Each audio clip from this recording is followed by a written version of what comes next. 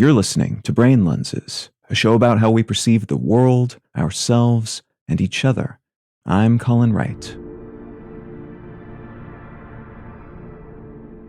In the world of sports physiology, overtraining refers to training beyond one's ability to recover. If you strain past what your body can recover from in the time you allot for said recovery semi-regularly, there's a chance you'll end up with what's called chronic maladaptive physiology, which means your body is less capable of recovering from strain in the future. You might also end up with an elevated resting heart rate, chronic pain, a weakened immune system, and a variety of other physical issues. In this state, exercise starts to catalyze negative outcomes rather than positive ones, and that can apply to how your muscles heal, or fail to do so, but also how you physiologically respond to exercise. You might start to feel depressed, sluggish, uninterested in things that previously excited you, and/or have trouble sleeping, whereas previously, the pleasure chemicals associated with your exertions would have resulted in the opposite overall effect. Sometimes called paradoxical deconditioning syndrome, overtraining syndrome, or OTS, refers to this collection of flipped outcomes that are most frequently noted in athletes who compete in marathons, long-distance swimming events, or powerlifting competitions.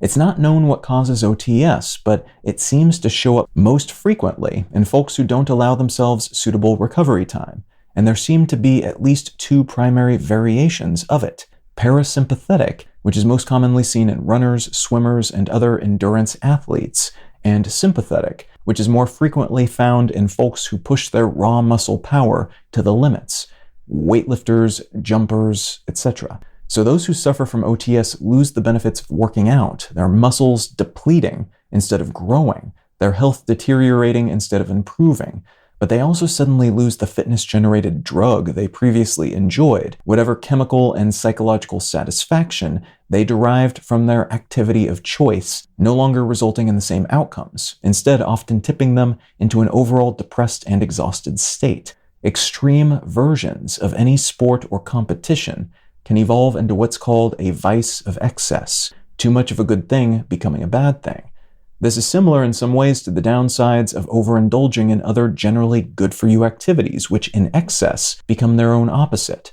Mindfulness, a popular flavor of meditation that involves focusing on being in the moment and becoming more aware of what you're experiencing, has been shown to sometimes stimulate anxiety, depression, and to even stoke substance abuse if approached with too much intensity and not enough, for lack of a better term, unmindful time to balance things out. The opposite of what it tends to do for folks who engage in it more moderately. It's not just physical exercise that can reach toxic levels at too high doses then. It's almost anything that helps us grow through the application of usually valuable frictions that can accumulate without us realizing it if we're not careful. You can find out more about Brain Lenses, including how to support this show, and in return receive an additional episode of the show each week at brainlenses.com. You can also support this and all of my projects at understandery.com. I'm Colin Wright, and I'll talk to you again next week.